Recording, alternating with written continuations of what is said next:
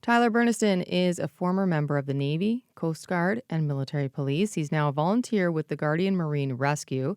That's a group based in Colchester with a second rescue boat in Belle River. He joins us now. Good morning, Tyler. Morning, Amy. Thank you for having me. Thanks for being here. Well, let's start with the drowning near Sandpoint. What do you know about what happened? Yeah, so first I'd just like to express my condolences to the family. Obviously, tragedies like this are just not something that anybody that's involved in the water likes to see. That area specifically is a very dangerous area. Any mouth of river with a current such as the Detroit River is something that people have to be very aware of. And then another thing in that area is that it has been dredged. So once you do get pulled under, it's not likely to let you back up. So people need to stay aware of the areas that they're going to swim in, as well as pay attention to any signage, anything like that that's going on that's going to indicate if there's any hazards in the area, where to stay away from, where not to swim. And also only swim if there's a lifeguard around. Are there other places along the shoreline where people should not be swimming? Like I said, any of the mouths of the rivers are pretty bad areas to stay away from. And then we have a pretty heavy shipping area through here as well. So people like to, whether it's on swimming or boats, they like to try and get out into the shipping channels. And that's definitely somewhere that you need to avoid. It's very, very dangerous. What should people do if they get caught in that strong current? So the first thing to do is don't try and swim against it. You kind of want to get on your back, try and float as much as you can, and go along with the current. Sooner or later, you're going to get into a spot where you are able to, you're no longer being pushed along by that current, and you're able to kind of swim out of it or flag somebody for help as you're going down. Is there a safe way to help someone who's struggling in the water without putting yourself at risk?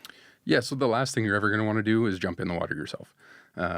First thing that you should be doing is calling 911. Make sure that you're getting emergency resources activated. We're very lucky in our area.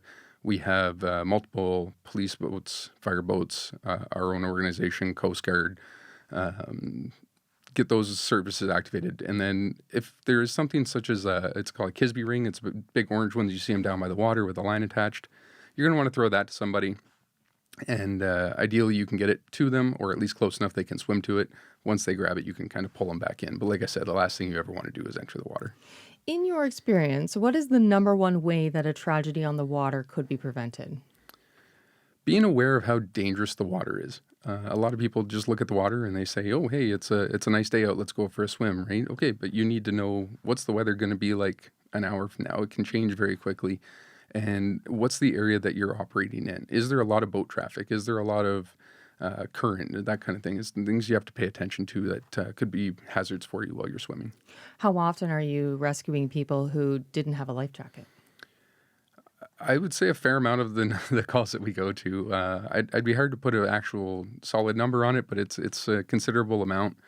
And to the extent that even people in boats and we'll say, "Hey, we have to tow you in," something like that. And one of the requirements is that everybody on board has to have a life jacket. And these are people that potentially are out there in like a life-threatening situation where like, "Hey, you need to put your life jacket on." They're like, "Oh yeah, okay. Hold on, I have it right here." And then it takes them 5 minutes to dig it out, right? Oh, Those right. things need to be accessible. That reminds me of the boarder who was charged this weekend for not having a life jacket. What are the rules about that? Yeah, so if you have a life jacket on, you have to have it with you. And if you have it with you, then you have to have a 15-meter buoyant line, heaving whistle, and a watertight flashlight.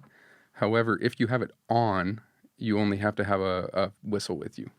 Okay. So the purpose of that is to encourage people to make sure they're wearing life jackets or PFDs. Those are two interchangeable but not really terms. And if you fall into the water without a life jacket, what do you do in that moment?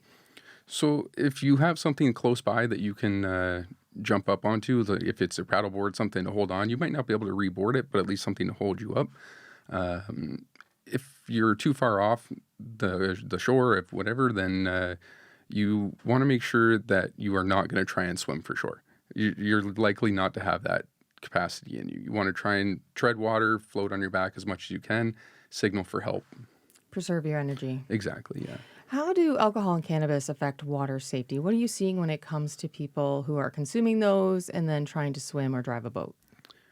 It's a very common thing when people go out on the water, right? They want to go out, they want to have a good time. They want, whether it's cannabis, whether it's alcohol. You got to keep in mind the same rules go in when driving a boat as driving a vehicle, right? If you wouldn't be driving a vehicle right now, you shouldn't be driving a boat. There's some rules around having alcohol on a vessel, but the number one is that the person operating the vessel cannot be inebriated in any way. So ensuring that there is somebody that is responsible, that is sober, and is able to make sure everybody's staying safe. Let's talk a little bit about the Guardian Marine Rescue, the group that you're with. You're all volunteers. What does a typical call look like for you? Yeah, so typical call for us, whether it's like as you said earlier, we have two vessels. So whatever side of the county that the call comes in on, that's where we're going to go. And once we have enough crew, we're going to get there. And like as you say, it's all volunteers, so our crews aren't always guaranteed. Everybody has jobs, everybody has their own life stuff going on. So once we get that call, we get down to the boat and we get out there. We're going to respond to that call as fast as we can and do what we need to do, whether it's working with our partner agencies or going through with search, with the rescue, whatever on our own. Who dispatches you? So we're dispatched from Trenton, from the Joint Rescue Coordination Center, who dispatches all of search and rescue across Canada. Are there certain emergencies you're responding to more often? I think last year, probably the biggest one that we responded to was actually missing swimmers and people in the water. I'd say probably about 50% of our calls last year were for people in the water.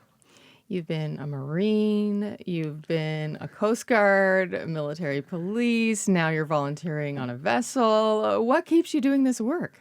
I've been doing public service essentially since I was 17, and it's something that I thoroughly enjoy. It's something I've always wanted to do, and I don't plan on stopping anytime soon. Well, you're seeking volunteers to do exactly what you're doing with the Guardian Marine Rescue. What makes a good person or a person fit to join the Guardian Marine Rescue team? Yeah, so we actually have two different types of volunteers. We have search and rescue volunteers as well as support crew. So search and rescue volunteers, it's somebody that wants to be out on the water, wants to go and help their community. They don't have to have any previous experience. Whether it's boating, whether it's search and rescue, doesn't matter. We will train you internally. And for the people that might not be as interested in going out on the water, but they still want to be involved, we can do the support crew, which is more of the fundraising and behind the scenes kind of stuff. All right, we'll leave it there. Thank you so much for your time this morning. I appreciate you coming in. Thank you for having me. Tyler Burniston is with the Guardian Marine Rescue. It's a volunteer group based in Colchester and Belle River.